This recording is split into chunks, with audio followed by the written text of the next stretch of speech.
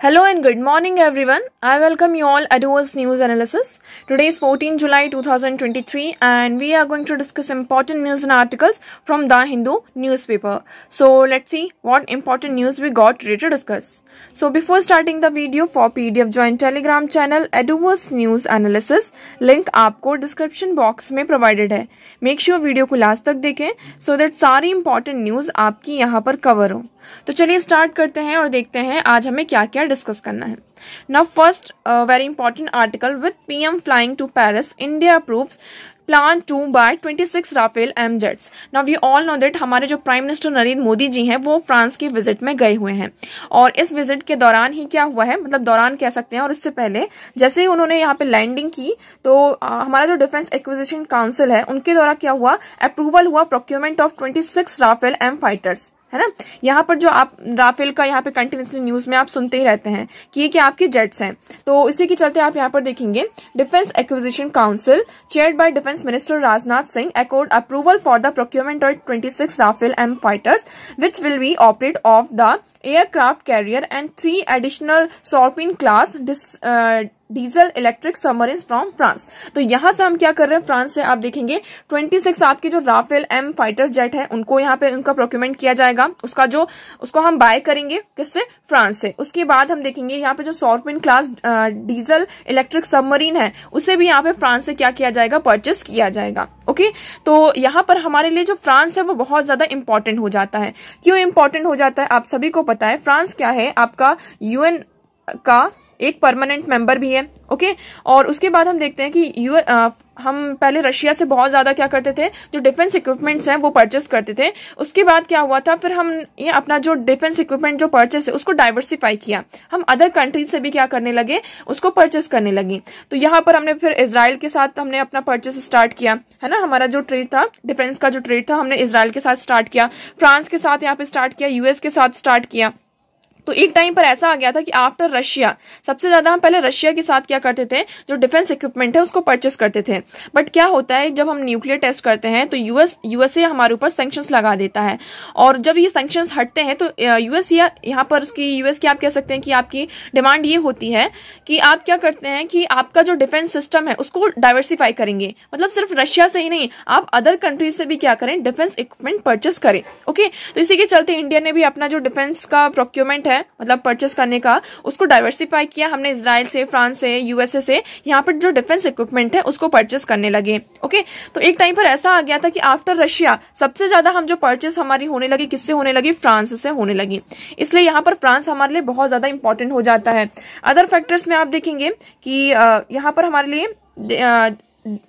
और भी चीजें आ जाती हैं. सेकंड यहाँ पे क्या टॉपिक आ जाता है, टेररिज्म का, है ना. तो टेररिज्म के मामले में फ्रांस हमारी क्या करता है, कई बार हमारे जो कंसेंट्स हैं, है ना, हमारी जो थॉट्स हैं वो क्या होते हैं, कन्वर्ज होते हैं. तो इंडिया और फ्रांस के यहाँ पे जो टेररिज्म का वाला जो आपका इशू है तो इस पर हमारी यहाँ पे सहमति बनती है इंडिया और फ्रांस की. यहाँ पर क्या है, आपका जो P5 आपके जो मेंबर्स हैं जिसमें आपका कौन कौन आ जाता है, रशिया, ब्रिटेन, चाइना, फ्रांस और इंडिया. ठीक है, तो यहाँ पे इस P5 मेंबर में भी आपका फ्रांस आ जाता है. इवन यहाँ पे जो फ्रांस है आपका कई बार इंडिया का सपोर्ट करता है कि उसे यूएनएससी में परमानेंट सीट मिलनी चाहिए. ओके, तो ये फ्रांस हमारे लिए क्या हो जाता है, बहुत ही ज्यादा इंपॉर्टेंट हो जाता है. आप यहाँ पर देखेंगे mister Modi made a strong pitch for the overhauling for the international political economic architecture and describe India as a bridge between the west and global south.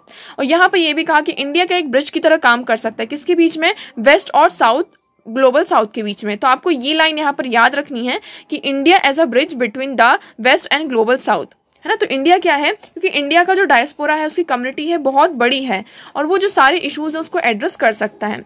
अब हम यहाँ पर देख लेते हैं, एक बार पहले आप फ्रांस की लोकेशन देख लेते हैं क्योंकि हमारे लिए इंपॉर्टेंट हो जाती है. तो आप वर्ल्ड मैप में देखेंगे ये आपका इंडिया है और यहाँ पर आप वेस्ट की तरफ जाएंगे तो यूरोप में आपको क्या दिखता है, फ्रांस दिखता है. तो यहाँ आप देखेंगे ये आपका यूरोप है, आप इस मैप में देखें ये आपका पूरा यूरोप है. ओके, और यूरोप में ये आपका कहाँ है, फ्रांस है. अब फ्रांस की हम बॉर्डर देख लेते हैं तो देखिए इसकी नॉर्थ अटलांटिक जो आपका ओशन है उसके साथ यहाँ पे बॉर्डर लगती है, मेडिटेरियन सी में भी इसकी बॉर्डर लगती है. तो फ्रांस का रोल एक तरीके से जो मेडिटेरियन सी है उसके साथ भी क्या हो जाता है, बहुत ज्यादा इंपॉर्टेंट हो जाता है, क्योंकि इस एरिया को भी एक तरीके से इसकी जो टेयर के कौन करता है, आपका फ्रांस करता है. नेक्स्ट हम बात कर लेते हैं, इसमें डिफेंस एक्विजिशन काउंसिल की बात आ गई है। तो ये आपकी क्या है, higher decision making body of the defence ministry for deciding on new policies and capital acquisition for the 3 services. यहाँ पर आपकी जो 3 सर्विसेज होती हैं, आर्मी, नेवी एंड एयरफोर्स, तो इसका जो भी मतलब पॉलिसीज है, कोई भी पॉलिसी डिसाइड करना हो, कैपिटल एक्विजिशन, क्या सारी चीजें हैं, तो ये डीएसी आपकी है, defence Acquisition council, highest decision making body होती है। ये आपकी डिफेंस मिनिस्ट्री के अंदर आती है, जिसको यहाँ पर जो हमारे डिफेंस मिनिस्टर होते हैं, इसके चेयरमैन होते हैं इस काउंसिल के। ओके, ये कब फॉर्म हुआ था? It was formed after the group of minister recommendation on reforming the national security system.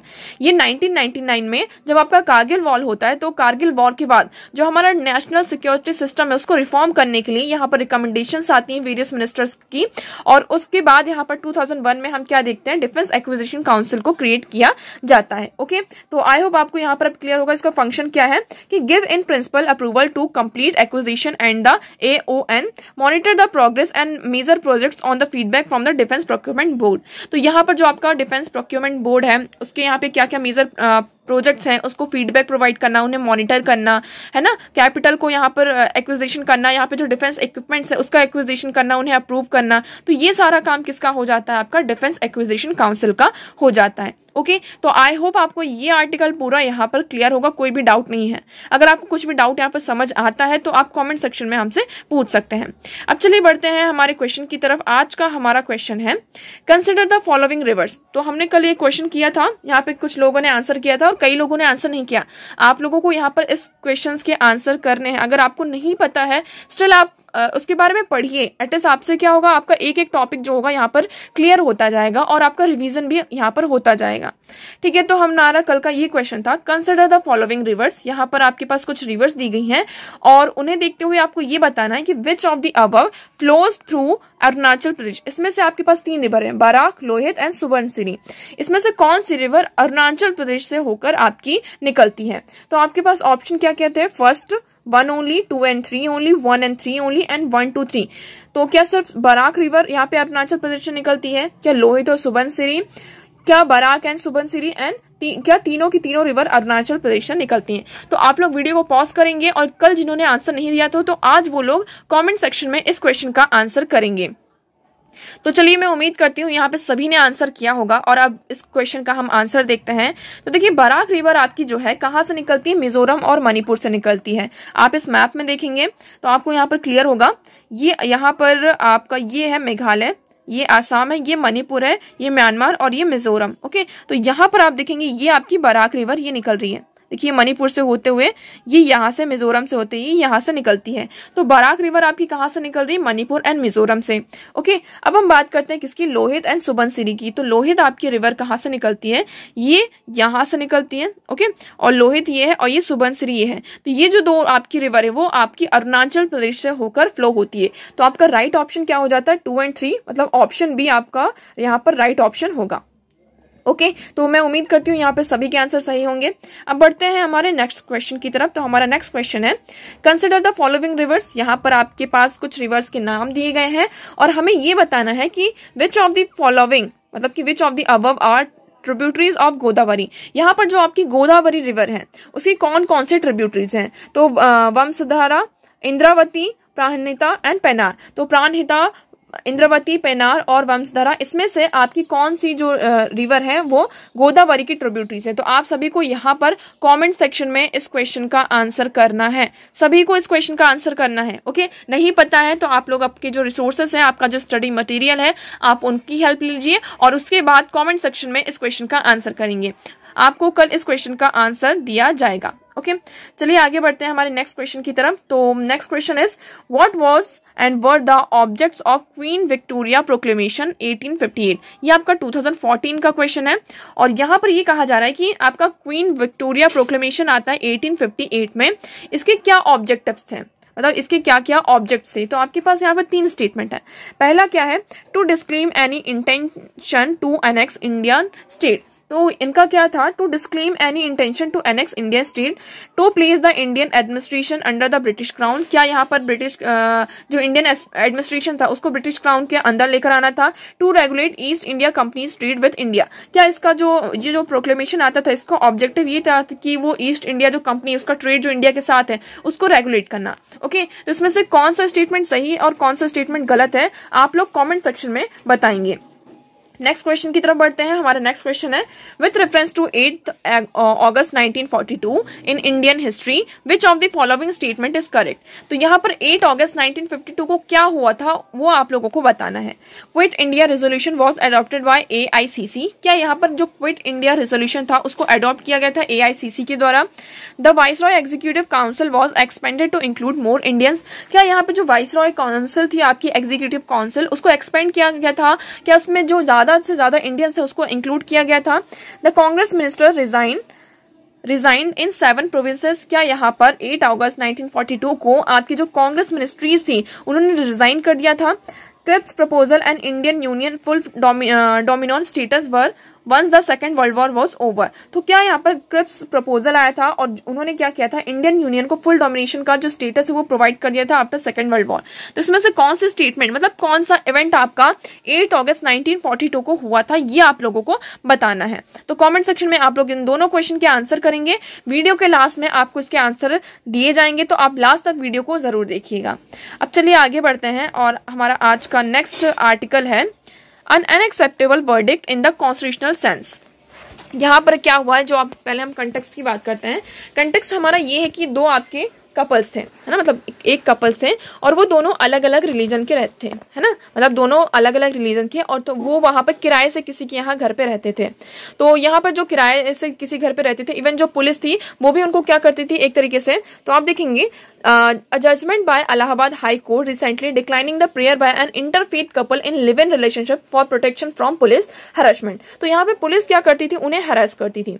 क्या थे वो, लिव इन पार्टनर थे वो, मतलब और लिव इन पार्टनर होने के साथ साथ वो अलग अलग रिलीजन के थे, है ना, अलग अलग रिलीजन के थे। तो इसलिए यहाँ पे पुलिस जो थी उनको क्या करती थी, हरास करती थी। इसी के चलते मतलब उन्होंने प्रोटेक्शन मांगा किससे, और उन्होंने जो हाई कोर्ट था इलाहाबाद हाई कोर्ट, वहां पे उन्होंने मतलब कि उनसे प्रोटेक्शन मांगा कि हमें यहाँ पे प्रोटेक्शन प्रोवाइड करिए। तो यहाँ पर जो इलाहाबाद हाई कोर्ट है उन्होंने क्या कहा है कि मतलब एक जो कॉन्स्टिट्यूशनल सेंस होता है उस बेसिस पर नहीं, यहाँ पर उन्होंने एक मोरालिटी के बेसिस पे क्या किया है, अपनी जजमेंट को दी है ना। तो उन्होंने यहाँ पे प्रोटेक्शन उन्हें प्रोवाइड नहीं की। तो इस आर्टिकल में पूरा यही डिस्कस किया गया है कि कोर्ट को क्या करना चाहिए था, यहाँ पे मॉरल सेंस नहीं, यहाँ पर एक कॉन्स्टिट्यूशनल सेंस को देखना चाहिए था। इवन आप देखेंगे क्योंकि जो लिव इन रिलेशनशिप है वो कहीं भी आपका अनकॉन्स्टिट्यूशनल नहीं है, पहली बात तो ये। दूसरा ये हमारा जो राइट टू लाइफ आर्टिकल 21 है उसके अंडर आता है कि कोई भी पर्सन, कोई भी जो अडल्ट पर्सन है, 2 पर्सन वो एक साथ यहाँ पर रह सकते हैं। यहाँ पर ये किसके अंदर आता है, आपका जो राइट टू प्राइवेसी है ना, और राइट टू लाइफ है, right to life with dignity है, तो ये आपका आर्टिकल 21 के अंदर आता है। तो इसमें आपको यहाँ पे प्रोटेक्शन प्रोवाइड करनी चाहिए थी। थर्ड हम बात करते हैं सुप्रीम कोर्ट की आपकी जो वेरियस यहाँ पे जजमेंट्स आती हैं। तो आप देखेंगे जिसने यहाँ पर जो हमारी पर्सनल लिबर्टी है उसको अपहोल्ड करके रखा है। तो यहाँ पर बहुत सारे एग्जाम्पल्स दिए गए हैं, आप देख सकते हैं।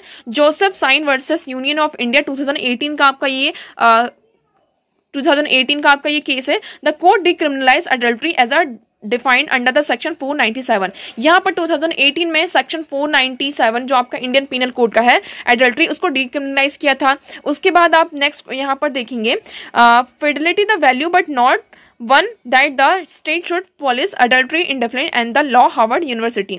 यहाँ पे नवजीत सिंह जोहर का आपका 2018 का केस आता है जिसमें जो सेक्शन 377 है उसे भी यहाँ पे जो सेम सेक्स रिलेशन है उसको भी क्या करता है, डिक्रिमिनलाइज किया था, स्ट्रक डाउन किया था। उसके बाद हम देखते हैं 2006 का आपका यहाँ पर केस है जिसमें लता सिंह 2006 का केस है, जिसमें भी यहाँ पर सुप्रीम कोर्ट ने कहा था कि जो मतलब लिव इन रिलेशनशिप वो एक साथ यहाँ पर रह सकते हैं। उसके बाद आप देखेंगे 2010 का यहाँ पर केस है खुशबू वर्सेस कान्नीमाल एंड एनआर 2010 का है, जिसमें यहाँ पे सुप्रीम कोर्ट ने क्या कहा था, while it is true that the main stream view in our society is that sexual contact should take place only between marital partner. तो यहाँ पर 2010 में यहाँ सुप्रीम कोर्ट ने ये कहा था कि ठीक है, हम सोसाइटी का अगर व्यू देखते हैं, मेन स्ट्रीम जो हमारा व्यू है सोसाइटी का, उसको अगर हम देखते हैं तो सेक्सुअल रिलेशन अगर 2 पर्सन है वो शादी के बाद ही उनके बीच में क्या हो सकता है, सेक्सुअल रिलेशन हो सकता है। ओके, बट यहाँ पर हमारे लॉ में कहीं भी ऐसा नहीं लिखा है, there is no statutory offense that takes place when the adults willing engage in sexual relation outside the marital setting. But हमारे किसी भी लॉ में ऐसा कहीं नहीं लिखा है कि अगर दो पर्सन, और वो दोनों पर्सन कैसे हैं, अडल्ट हैं, वो किसी सेक्सुअल रिलेशनशिप में आना चाहते हैं तो वो क्या हो जाता है, आपका गलत हो जाता है। ठीक है, तो सुप्रीम कोर्ट के वेरियस यहाँ पे जजमेंट्स में भी क्या हुआ है, ये जो लिव इन रिलेशनशिप है उसको यहाँ पर एक कॉन्स्टिट्यूशन लीगलिटी प्रोवाइड की गई है। बट इलाहाबाद कोर्ट ने अभी हाल ही फिलहाल में क्या किया है, इन सारी चीजों को इग्नोर किया है। आप कह सकते हैं जो मतलब कि जो आपका कॉन्स्टिट्यूशनल सेंस है, सुप्रीम कोर्ट के जो वेरियस यहाँ पे जजमेंट्स हैं, जो कन्वेंशनल सोशल मोरालिटी है, तो इसको ध्यान पे रखते हुए यहाँ पर जो वेरियस कॉन्स्टिट्यूशनल चीजें हैं उसको यहाँ पर इग्नोर किया गया है और मोरालिटी सेंस पर ज्यादा फोकस किया गया है। तो इसमें बस यही कहा जा रहा है कि हमें यहाँ पर क्या करना था, मॉरल सेंस में नहीं, हमें यहाँ पे कॉन्स्टिट्यूशनल सेंस में क्या करना था, सोचना था। ओके, अब हम आगे बढ़ते हैं हमारे नेक्स्ट आर्टिकल की तरफ। Next article is scientist need the oxygen of free speech. यहाँ पर बात की जा रही है कि देखिए ये हुआ है कि हम बात करते हैं किसकी, इंडियन इंस्टीट्यूट ऑफ साइंस में यहाँ पर यूएपीए आपका जो अनलॉफुल एक्टिविटी प्रिवेंशन एक्ट है उसके ऊपर डिबेट और डिस्कशन होना था। बट आईएएस ने इसको क्या कर दिया, इस डिस्कशन को प्रोहिबिट कर दिया। जब इस डिस्कशन को प्रोहिबिट किया गया तो यहाँ पर जो 500 साइंटिस्ट हैं उन्होंने एक लेटर लिखा, और यहाँ पर जो एकेडमिक लेटर लिखा, और उन्होंने ये कहा कि मतलब यहाँ पर डिस्कशन क्यों नहीं मतलब होने दिया जा रहा है। एक तरीके से ये हमारा क्या है, जो हमारा फ्री स्पीच का राइट है उसको क्या किया जा रहा है, वॉलेट किया जा रहा है, कर्टेल किया जा रहा है। अब हम अनलॉफुल जो एक्टिविटी प्रिवेंशन एक्ट है इसमें ये कहा जा रहा है, अगर यहाँ पर जो मतलब साइंटिस्ट थे, जो 500 साइंटिस्ट ने यहाँ पे साइंटिस्ट ने एक लेटर लिखा था और जिन्होंने इसको साइन किया था, तो उनको यहाँ पर क्या किया गया, एक लेटर प्रोवाइड किया गया। यहाँ पर देखेंगे कि the given these fact by some scientist administration uncomfortable well political discussions are hosted in their scientific institution. तो यहाँ पर जो साइंटिस्ट है उनको यहाँ पर लेटर लिखा गया, प्रोवाइड किया गया कि आप मतलब एक तरीके से जो पॉलिटिकल और एडमिनिस्ट्रेटिव पर्पस है उन दोनों को क्या करें, अलग करें। मतलब आपका जो पॉलिटिकल स्फीयर है ना, और जो साइंटिफिक स्फीयर है उसको अलग अलग रहना चाहिए। साइंटिस्ट का काम क्या है, सिर्फ जो रिसर्च है उस पर फोकस करना है, ना कि जो पॉलिटिक्स है और जो एडमिनिस्ट्रेटिव प्रोसेस है उस पर यहाँ पे इंटरफेयर करना चाहिए। ये यहाँ पर क्वेश्चन आता है। ठीक है, हम इस पर भी मतलब की सहमति देते हैं अपनी कि हाँ जो साइंटिस्ट है उनको रिसर्च पर मेनली फोकस करना चाहिए। बट कई बार कुछ ऐसे टॉपिक्स होते हैं जिस पर यहाँ पे साइंटिस्ट का बोलबाला होना चाहिए। जैसे कि हम बात करते हैं किसकी, कोई भी आपका इन्वायरमेंट से रिलेटेड कोई टॉपिक आ जाता है ना, इन्वायरमेंटल कोई टॉपिक आ गया आपका, कोई आपका एनर्जी से रिलेटेड यहाँ पर टॉपिक आ जाता है। हम यहाँ पर बात करते हैं किसकी, हम किसी भी पर्टिकुलर फील्ड पर रिसर्च कर रहे हैं। यहाँ पर हम जैसे कि सेमीकंडक्टर्स पर रिसर्च कर रहे हैं, तो उस पर एक रिसर्च आपकी हो रही है, साइंटिस्ट ही आपकी रिसर्च कर रहे होंगे। बट सेमीकंडक्टर के प्लांट्स कहाँ कहाँ लगने हैं, इसका यहाँ पर किस चीज में, जैसे कि आपने सेमीकंडक्टर्स को तो बना दिया बट इसका किस किस इक्विपमेंट्स में इसका यूज होना है, तो ये इन सारे चीजों पर भी साइंटिस्ट का क्या होनी चाहिए, एक तरीके से उनका व्यू लेना चाहिए, उनका पॉइंट ऑफ व्यू यहाँ पर रखना चाहिए।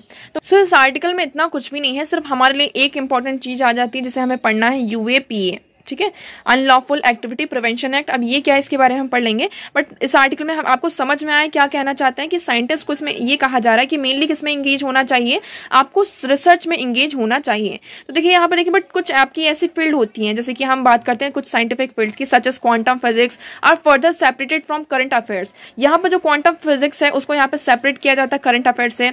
यहाँ पे जो general public support for research in these areas, the recently announced national quantum mission evolve the investment of 6,000 crore rupees arises from the expectation that this research either directly or though spin off will lead to public benefit. तो यहाँ पर ये कहा जा रहा है कि जो हम क्वांटम फिजिक्स पर यहाँ पर जो आपका इन्वेस्टमेंट किया जा रहा है, नेशनल क्वांटम जो हमारा मिशन है, तो इसमें जो रिसर्च होगी इसके यहाँ पे हमें डायरेक्ट बेनिफिट, पब्लिक बेनिफिट देखने को मिल सकते हैं। ओके, तो अब देखिए इसमें ये कहा जैसे कि आपके जो पॉलिटिशियंस होते हैं तो किसी भी मैटर पर क्या कर देते हैं, उनके पास फ्री स्पीच होती है, वो बोल सकते हैं।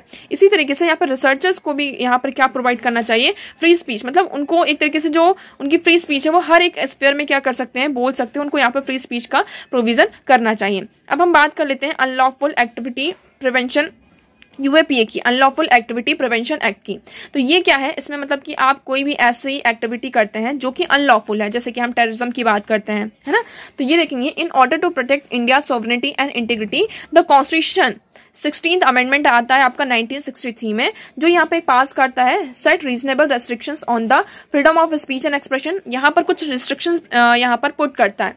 कहाँ पर आपका freedom of speech and expression में right to assemble peacefully and without arms and right to form associations and union. यहाँ पर आपका अनलॉफुल एक्टिविटी प्रिवेंशन एक्ट भी आता है 1967 में, जो कि यहाँ पर क्या करता है कि अगर कोई अनलॉफुल एक्टिविटीज हो रही हैं और उसको यहाँ पर आप क्या कर रहे हैं, कोई एक ऑर्गेनाइजेशन है वहां पर कोई भी अनलॉफुल एक्टिविटी हो रही है, तो वो क्या करता है, आपका जो यूएपीए है उसको यहाँ पे प्रोहिबिट कर देता है, प्रिवेंट करता है। जैसे कि यहाँ पर इसको एंटी टेरर लॉ के रूप से भी हम क्या करते हैं, डिफाइन करते हैं, रेफर करते हैं। तो इसका मेन ऑब्जेक्टिव यही है कि जैसे कि आपकी टेरर जैसी एक्टिविटीज होती हैं या फिर कोई ग्रुप ऐसा है जो टेरर जैसी एक्टिविटीज में यहाँ पर इंगेज है, तो उस लॉ को, मतलब उस ऑर्गेनाइजेशन को यहाँ पर क्या कर दिया जाता है, बंद कर दिया जाता है, उस पर बैन लगा दिया जाता है। और इसमें अगर इसमें एक प्रोविजन और है, आपको ये याद रखना है, इससे रिलेटेड एक आर्टिकल पहले भी आ चुका है। 2019 में इसमें अमेंडमेंट होता है। अमेंडमेंट क्या होता है, इससे पहले क्या प्रोविजन था, अगर कोई पर्टिकुलर ऑर्गेनाइजेशन है, जैसे कि ये XYZ, ये ABC एक ऑर्गेनाइजेशन है, ठीक है, ये किसी टेरर एक्टिविटी से यहाँ पर क्या है, इंगेज है, तो गवर्नमेंट क्या कर सकती है, इसको बैन कर सकती है। और यहाँ पर जितने भी लोग हैं इस ऑर्गेनाइजेशन से, जो लोग लिंक है, उन्हें भी गवर्नमेंट क्या कर देती है, बैन कर सकती है, ठीक है, क्योंकि वो लोग क्या थे, इस ऑर्गेनाइजेशन से लिंक है। अब 2019 में क्या होता है, अमेंडमेंट होता है, और उस अमेंडमेंट में अगर कोई भी इंडिविजुअल, आपका कोई भी पर्टिकुलर इंडिविजुअल यहाँ पर, उस पर भी क्या कर सकती है, गवर्नमेंट बैन लगा सकती है। मतलब अगर वो उस ऑर्गेनाइजेशन से इंगेज है या नहीं है, बट स्टिल अगर गवर्नमेंट को ये लगता है कि ये पर्टिकुलर पर्सन किसी टेरर एक्टिविटीज में यहाँ पर इंगेज है, तो गवर्नमेंट क्या कर सकती है, उस पर्टिकुलर पर्सन पर बैन लगा सकती है, उसे रिटेन कर सकती है। और इसमें यहाँ पर ये भी आप देखेंगे कि कितने दिन का टाइम होता है, 180 डेज तक उसको यहाँ पर जेल में रख सकती है, और उसके बाद भी क्या कर सकती है, चार्जशीट फाइल कर सकती है ना। और उसके बाद जो आपका कोर्ट में केस चलता है तो वो चलता ही रहता है। तो एक तरीके से इसमें कई बार ये भी कहा जाता है कि यूएपीए का गवर्नमेंट क्या कर रही है, बहुत ज्यादा मिसयूज कर रही है। ये आपका क्या है, एक लॉ है नेशनल सिक्योरिटी को प्रोवाइड करने का, नेशन की सिक्योरिटी को प्रिवेंट करने का। तो आपके लिए यहाँ पे कुछ कुछ जो टॉपिक्स हैं इंपॉर्टेंट हो जाते हैं। एक आपका यूएपीए हो गया, ठीक है, यहाँ पर हम बात करते हैं सेडिशन लॉ की। तो इन लॉज की हमारे इंडिया में क्या जरूरत है या नहीं है, तो आप लोग ये कमेंट सेक्शन में बताएंगे कि क्या ये लॉ हमारे लिए अभी इंपॉर्टेंट है या नहीं है। ओके, आगे बढ़ते हैं। अब हमारा जो नेक्स्ट आर्टिकल है आज का, Ukraine war not a priority of G20 presidency seize India. यहाँ पर आप सभी को पता है G20 की जो प्रेसिडेंसी है, लीडरशिप है, वो किसके पास है, इंडिया के पास है। अभी G7 की यहाँ पर मीटिंग हुई थी, और उस G7 जो आपका G7 नेशन था, उसमें मेनली किसको इंक्लूड किया गया था, जो रशिया और यूक्रेन का टॉपिक था, है ना, रशिया यूक्रेन वॉर था, मेनली इस पर डिस्कशन किया गया था। अब बट यहाँ पर क्या हो रहा है, जो G20 की आपकी यहाँ पर लीडरशिप है, किसके पास है, इंडिया के पास है। तो उन्होंने ये कहा कि यूक्रेन वॉर जो है एक इंपॉर्टेंट टॉपिक है, बट ये हमारी प्रायोरिटी नहीं है। यहाँ पर बहुत सारे अदर भी हमारी प्रायोरिटीज है, जैसे कि डेवलपमेंटल इशू है, ग्रोथ है, more financial from multilateral institutions, technological transformation, supporting the UN sustainable development goals. तो ये हमारी क्या है, प्रायोरिटीज हैं। उसके बाद हम बात करते हैं, he also said the language about the Ukraine war was at present being discuss bilaterally. यहाँ पर हम क्या कर सकते हैं, हम बायलैटरली यूक्रेन का जो टॉपिक है उसको डिस्कस कर सकते हैं, बट उससे पहले, क्योंकि G20 जो एक ग्रुप है, वहां पर हमें जो ये इंपॉर्टेंट टॉपिक्स है, जैसे कि डेवलपमेंटल इशू है, आपका ग्रोथ है, फाइनेंशियल इशू है, मल्टीलेटरल इंस्टीट्यूशन से यहाँ पे जो फाइनेंशिंग प्रोवाइड की जाती है, इसका जो इशू है, टेक्नोलॉजिकल जो ट्रांसफॉर्मेशन हो रहे हैं, हमारे यहाँ पे जो सस्टेनेबल गोल्स हैं उनको कैसे अचीव करना है, क्लाइमेट का आपका इशू है, इन्वायरमेंटल इशूज है, इन पर हमें ज्यादा से ज्यादा क्या करना होगा, फोकस करना होगा। ओके, तो यहाँ पर ये सारी चीजें रखी गई हैं, और इसी के चलते यहाँ पर एक जो ड्राफ्ट है उसको भी रिवाइज किया गया है। तो G20 history to issue only a chairs outcome statement which would not be endorsed by the other countries. तो our priority is not war, it may be priority for the someone else, which is why we discuss this at the end. तो यहाँ पर ये कहा जा रहा है कि मतलब एक तरीके से आपका जब हमारी कोई भी मीटिंग होती है तो हम इसका एक ब्लूप्रिंट बना के रखते हैं ना, कि हमें ये टॉपिक्स यहाँ पे डिस्कस करने हैं। तो जो ये वॉर वाला टॉपिक है, ये हमारे लिए प्रायोरिटी नहीं है अभी। इससे पहले हमारी प्रायोरिटी क्या है, डेवलपमेंटल इशू, ये सारी चीजें हमारी प्रायोरिटी है। ओके, अब यहाँ पर हम ये बात करें कि African union membership were more important for India. Africa union की जो मेंबरशिप है वो इंडिया के लिए बहुत ज़्यादा इंपॉर्टेंट है G20 में। तो ये सारी चीज़ें हमारे लिए प्रायोरिटी है। उसके बाद जो वॉर है उसको हम लास्ट में डिस्कस करेंगे। ओके, तो आई होप आपको यहाँ पर ये जो आर्टिकल है क्लियर होता है। अब G20 की जब यहाँ पर मीटिंग होगी, समिट होगी, तो उसके बाद एक बहुत बड़ा हम इसका पूरा एनालिसिस करेंगे। आगे बढ़ते हैं। हमारा नेक्स्ट आर्टिकल है India third moon mission all set to be launch today. आज क्या है, 14 जुलाई है, आप सभी को पता है। और जो हमारा ये जो मून मिशन है चंद्रयान 3, आपका 2:35 पर क्या होगा, इसरो को जो Chandrayaan 3 will lift off at 2:35 PM। The ISRO has completed the pre launch activity. यहाँ पर जितनी भी आपकी प्री लॉन्च एक्टिविटीज है उसको कंप्लीट कर लिया गया है। और जो सतीश धवन स्पेस सेंटर है आपका, वहां से क्या किया जाएगा, जो चंद्रयान 3 है किसके थ्रू, लॉन्च व्हीकल मार्क 3 के थ्रू यहाँ पर क्या किया जाएगा, श्रीहरिकोटा से इसको लॉन्च किया जाएगा। यहाँ पर ये एक्सपेक्ट किया जा रहा है कि अगर सीजन मतलब मानसून अच्छा रहता है, सारी चीजें हो जाती हैं, तो हम यहाँ पे इंश्योर करते हैं कि मून पर हमारी क्या हो जाएगी, सॉफ्ट लैंडिंग यहाँ पर हो जाएगी। अभी इससे पहले हमारा दूसरा मिशन था चंद्रयान 2, जो हमारा फेल हो गया था। हम सिर्फ जो आपका सैटेलाइट था वो जो ऑर्बिट था, मून का जो ऑर्बिट था वहीं तक पहुंच पाया था। हम यहाँ पे एक लैंडिंग नहीं कर पाए थे, मून पर लैंडिंग नहीं कर पाए थे। तो यहाँ पर अभी इंश्योर किया जा रहा है, इसको कंप्लीट होने में आपका 1 महीना लग सकता है। अगस्त तक हम देखेंगे कि यहाँ पर आपकी स्मूथ लैंडिंग होती है या नहीं होती है। अब देखिए सिर्फ 3 कंट्रीज है अब तक इस मिशन में सक्सेसफुल रहे। कौन कौन, US, Russia and China have successfully soft landed on the moon. तो सिर्फ 3 कंट्रीज है यहाँ पर क्या हुए, सक्सेसफुल रहे हैं, जो कि उन्होंने मून पर एक सॉफ्ट लैंडिंग की है। अब हम देखते हैं हमारा ये मिशन यहाँ पर, उम्मीद करते हैं कि हमारा ये जो मिशन है यहाँ पर क्या हो, कंप्लीट हो, सक्सेसफुल हो। ओके, तो आज इतने ही देखिए इंपॉर्टेंट आर्टिकल और न्यूज थी। आई होप आपको यहाँ पे सारी चीजें क्लियर होंगी। इतना कुछ आज भी ऐसा इंपॉर्टेंट नहीं था, हमने जो भी इंपॉर्टेंट था वो सारी चीजें यहाँ पर डिस्कस कर ली। अब हम बढ़ते हैं हमारे क्वेश्चन की तरफ। तो हमारा आज का क्वेश्चन क्या था, what were the objects of queen Victoria proclamation 1858। 1858 में जो आपका क्वीन विक्टोरिया का प्रोक्लेमेशन आता है उसमें क्या क्या ऑब्जेक्ट्स थे। तो फर्स्ट हमारा क्या था, to disclaim any intention to annex Indian state. क्या यहाँ पर इंडियन स्टेट्स को एनेक्स करने का इंटेंशन था। ओके, तो ये डिस्क्लेम किया गया था कि मतलब हम ऐसा क्लेम नहीं कर रहे हैं, तो ये आपका ऑप्शन राइट हो जाता है।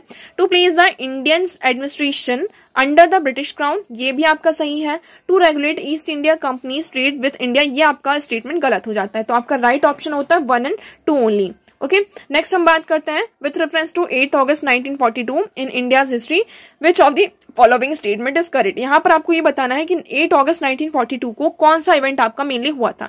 तो आपका इसमें राइट ऑप्शन होता है option A, the quit India resolution was adopted by the AICC। यहाँ पर जो क्विट इंडिया का रेजोल्यूशन है उसको अडॉप्ट किया जाता है AICC के द्वारा। तो आपका यहाँ पे दोनों का जो राइट ऑप्शन है क्या है, ए है।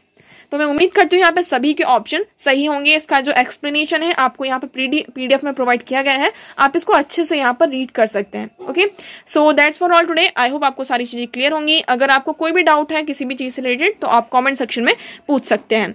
वीडियो कैसा लगा कॉमेंट सेक्शन में जरूर बताइएगा। वीडियो को लाइक करना है, चैनल को सब्सक्राइब करना है। So that's for all today. Thank you so much for discussion.